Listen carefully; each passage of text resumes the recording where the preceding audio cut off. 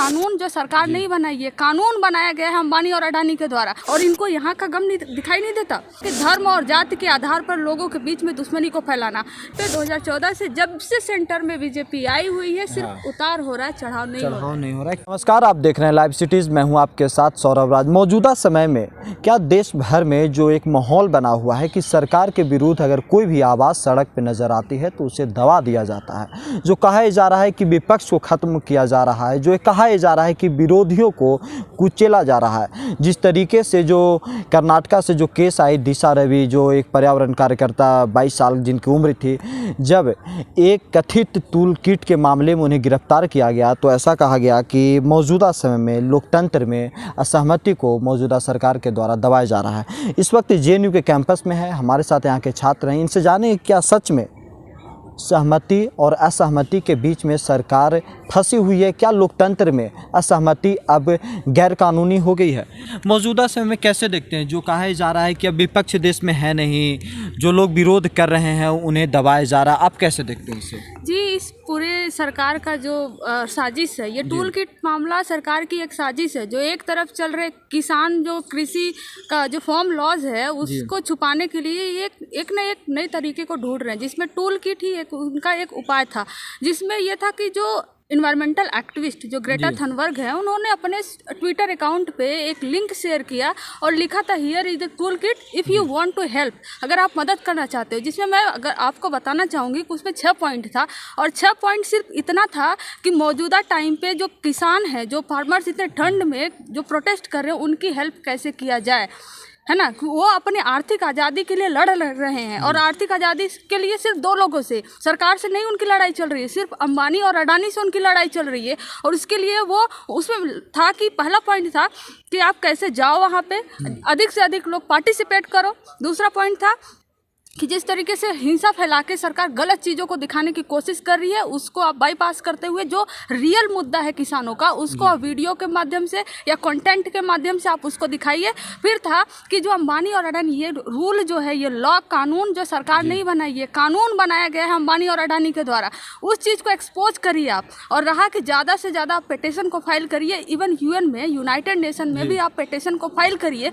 ये 5-6 मुद्दा थे जो उस टूल किट में थे, और इस टूल किट में कहीं से भी ये नहीं है कि वो किसी धर्म जाति को लेके वो हिंसा फैलाने का काम कर रहे हैं। कुछ ही टाइम बाद इस चीज़ को हटा दिया गया ग्रेटा थनबर्ग के द्वारा। लेकिन कुछ जो हमारे सो कॉल्ड अंधभक्त कुछ लोग हैं, जो हम उनको सेलिब्रिटी बना के रखे हुए, चाहे वो राजनेता हो, चाहे वो नेता हो, चाहे वो क्रिकेटर हो, उन्होंने हमारी जो अखंडता है भारत की, हमारी सोवर्निटी है, इंटीग्रिटी है हमारी, जो वो बहुत खतरे में है, ये बात कर रहे हैं। वो उनको शर्म नहीं आता कि अभी कुछ टाइम पहले जब US में हिंसा हो रहा था, US कैपिटल में, तो हमारे मोदी जी ही उस पर प्रॉपर्टी ट्वीट करते हैं कि ऐसा हमें बहुत शौक है, हम बहुत गम में है कि US में ऐसा हो रहा है, और इनको यहाँ का गम दिखाई नहीं देता।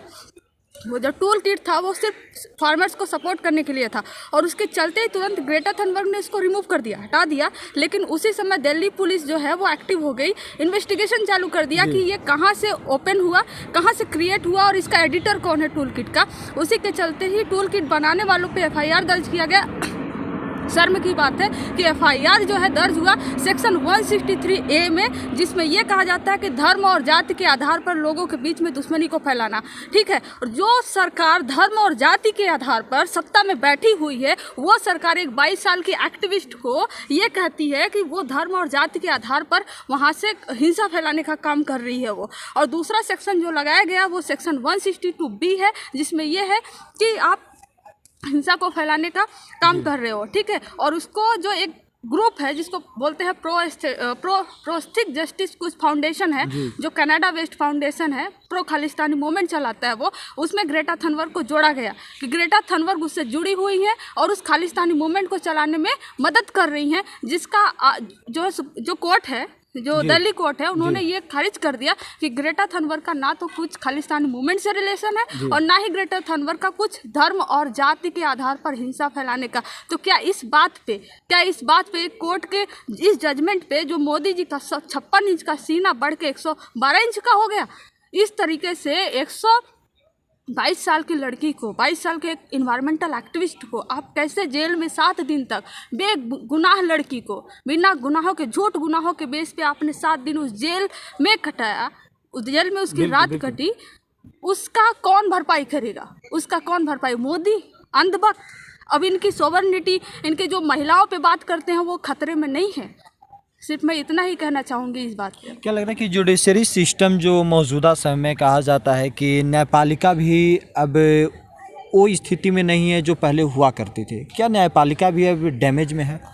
न्यायपालिका डैमेज में हम ये पूरी तरीके से नहीं कह सकते कि आज भी कहीं ना कहीं न्यायपालिका में, क्योंकि न्यायपालिका एक न्यायाधीश से नहीं चलता। न्यायपालिका में बहुत सारे न्यायाधीश हैं, उसमें कुछ ऐसे भी हैं जैसे आप कह रहे हैं कि छीड़ होते जा रही है हमारी जो हमारी एक सेपरेशन ऑफ पावर है, लेजिस्लेटिव के बीच में, जुडिशरी के बीच में, वो पावर क्लियर कट पावर था। लेकिन कहीं ना कहीं कुछ ऐसे न्यायाधीश होते हैं जिनकी वजह से ये हमारा जो बाउंड्री है, बाउंड्री लाइन है, वो क्रॉस हो जाता है।